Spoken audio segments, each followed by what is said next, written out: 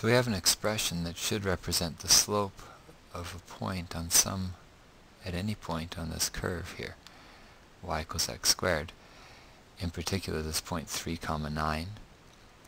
So what are we going to do? Well, what we're going to do is we're going to try points really close to 3, 9. For example, 3.1, and even closer than that. But if I put in x equals 3.1 into y equals x squared, I get 9.61. So if I find the slope between this point, 3.1, 9.61, and 3, 9, I can get an estimate for what the slope of the tangent line is. And I got an answer of 6.1 roughly.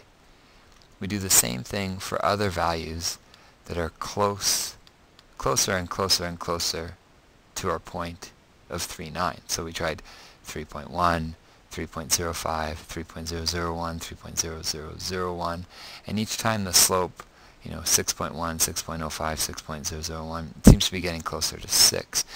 And I should also try on the other side, with x values just slightly less than 3, 2.9, 2.95, 2.99, etc. And similar thing seems to happen. We've got 5.9, 5.95, 5.99, 5.999 as our values for the slope.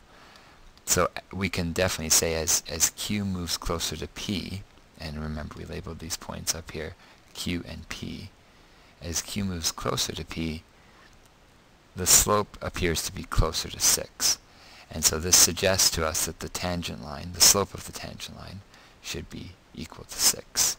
So right at this point we're kind of estimating, guessing. I mean, we have a pretty good idea with numbers like 6.0001 and 5.999 that 6 appears to be the answer.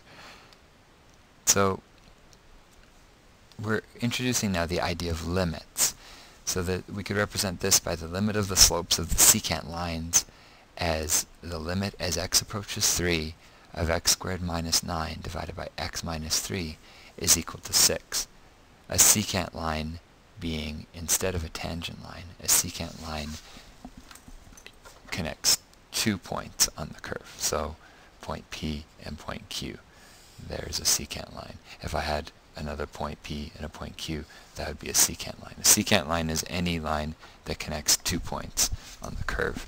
So the limit of our secant lines as we make them closer and closer and closer to 3 is 6. So we use the slope of 6. Then it comes down to, can I come up with the equation of a line when I have a slope and a point? Hopefully we're there now. We can use this equation here to say y minus 9 equals 6 times x minus 3. Using 6 as our slope and our point is 3, 9. We can come up with either a slope-intercept form equation or a general form equation of a line, whatever the question asks us for.